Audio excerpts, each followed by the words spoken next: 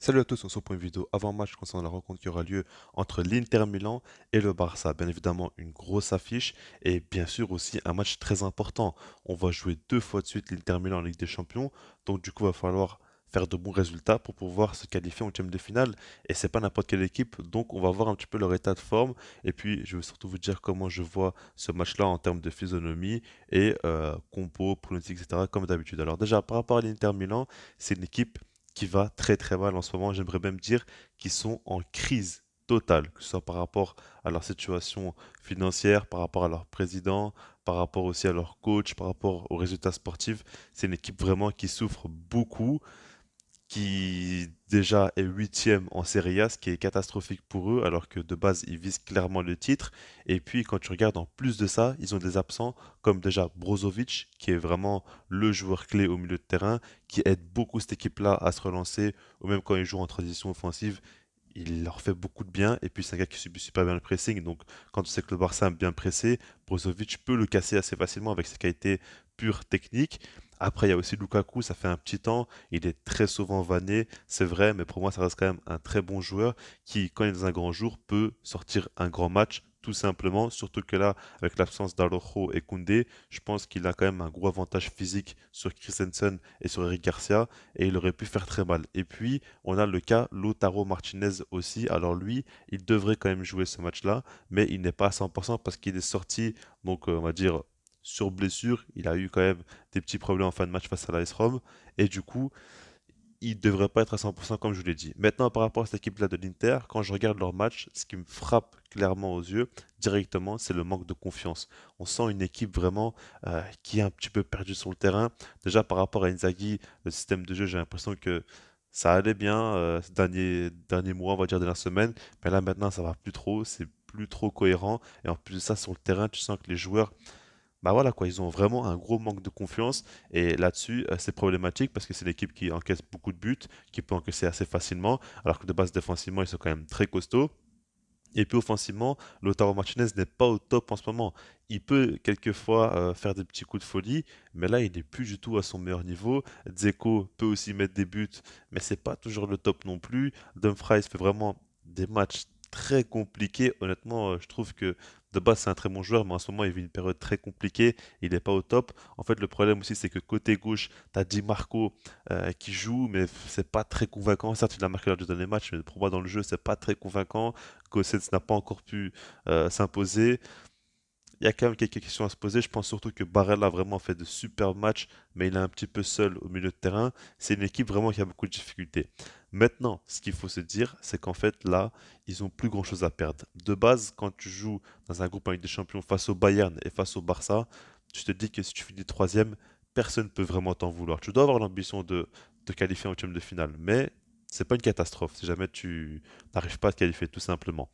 Le truc, c'est que là, maintenant, ils ont enchaîné beaucoup de mauvais résultats. Là, le truc, c'est qu'ils vont venir en se disant que, voilà, si on perd, ben, c'est pas forcément une catastrophe. On a déjà quand même vécu pas mal de choses compliquées. Et puis, on joue quand même face au Barça, qui, eux, ont quand même un effectif impressionnant cette saison. Du coup, moi, je les vois vraiment arriver en jouant de manière. Peut-être, ok, ils vont mettre une grosse pression avec un gros pressing et c'est vraiment de faire mal à cette équipe du Barça dans les duels, etc. Mais je les vois potentiellement faire mal au Barça en jouant avec un style de jeu bien plus défensif parce que défensivement, c'est compliqué pour eux, ils encaissent beaucoup de buts. Donc peut-être qu'ils vont se dire, on va jouer plus bas sur le terrain, on va fermer clairement le jeu et on va partir en contre, on va exploser devant. C'est possible qu'ils fassent ça. Alors, ils n'ont pas non plus des fusées devant, mais ils peuvent jouer en transition offensive de manière intéressante, surtout grâce au piston. Et puis, Barella peut quand même envoyer des caviars, et Lautaro Martinez n'est pas non plus lent. Donc, ils peuvent la jouer comme ça, et je pense surtout que là, il y a quand même pas non plus énormément de pression sur eux. Comme je l'ai dit, c'est une question où le Barça a beaucoup plus à perdre que l'Inter. Alors là, vu qu'ils sont à domicile, ils vont être encouragés. Je pense vraiment qu'ils peuvent faire mal à cette équipe du Barça. Maintenant qu'on soit clair, le Barça n'a pas le droit de perdre ce match-là. Ils doivent le gagner. On joue face à une équipe comme qui est en grande crise, qui vient encore de perdre là tout récemment chez eux. Ils ont beaucoup de difficultés dans le jeu, ils ont beaucoup de difficultés défensivement, comme offensivement, comme au milieu de terrain aussi. Normalement, on doit arriver à l'Inter chez eux, on doit les dominer et on doit gagner ce match-là. C'est clairement ce qui doit arriver. Mais je me dis que c'est toujours dangereux de jouer des équipes comme ça, qui ont donc un grand nom et qui sont dans une période compliquée, mais du coup, vont se dire qu'en fait, si jamais ils font un bon résultat face au Barça, ça peut clairement les relancer. Ils ont besoin de gagner de la confiance et ils savent très bien que si jamais ils grattent un bon résultat, ça peut revenir assez vite derrière. Et de toute façon, ils n'ont pas le choix parce que les gros matchs vont s'enchaîner et on va vite les retrouver encore une fois. Donc, l'ascendant psychologique, ils doivent absolument pas le perdre dès le premier match qu'ils auront face à nous, en plus de ça chez eux. Donc voilà, là c'est comme ça que je vois le match. Personnellement, je pense que l'Inter va la jouer assez défensive et va essayer vraiment d'exploser en contre. Le Barça, je pense qu'ils vont essayer de dominer et de mettre une grosse pression, marquer le plus vite possible. Je pense qu'on va avoir une équipe du Barça très agressive. Ce qu'il faut prendre en compte, c'est que le Barça a pu faire tourner lors du dernier match. Ok, on a pas mal de blessés, mais on a quand même pu faire tourner.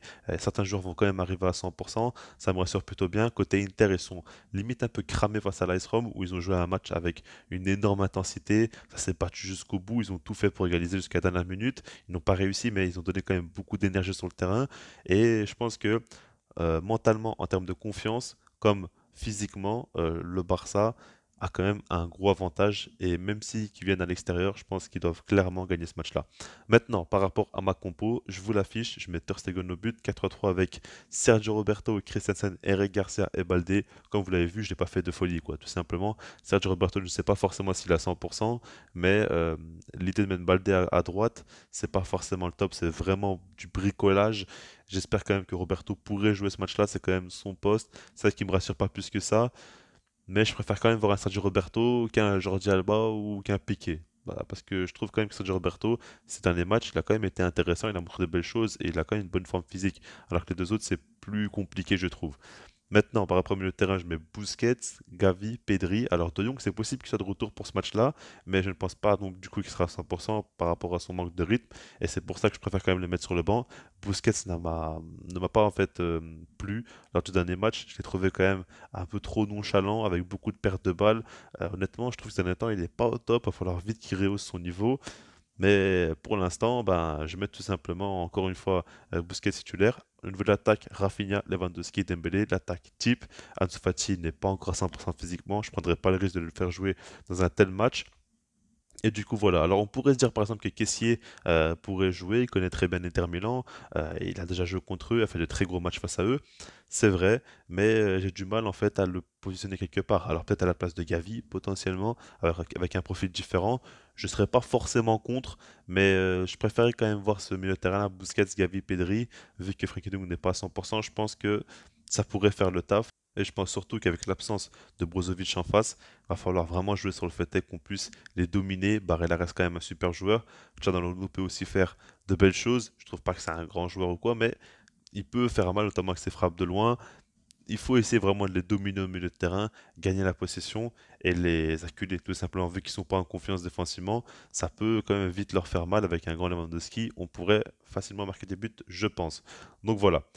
Dites-moi vous ce que vous en pensez dans les commentaires. Est-ce que vous êtes plutôt confiant par rapport à ce match-là ou non? Moi, de ce que je vous dis, je suis plutôt confiant, mais je pense surtout que le Barça n'a pas le choix de gagner. Certes, on a 4 blessés, quand même assez importants, mais je pense clairement qu'on est dans une meilleure situation que l'Inter Milan qui, eux, ont vraiment une période bien compliquée et du coup, on doit gagner ce match-là qui est très très important.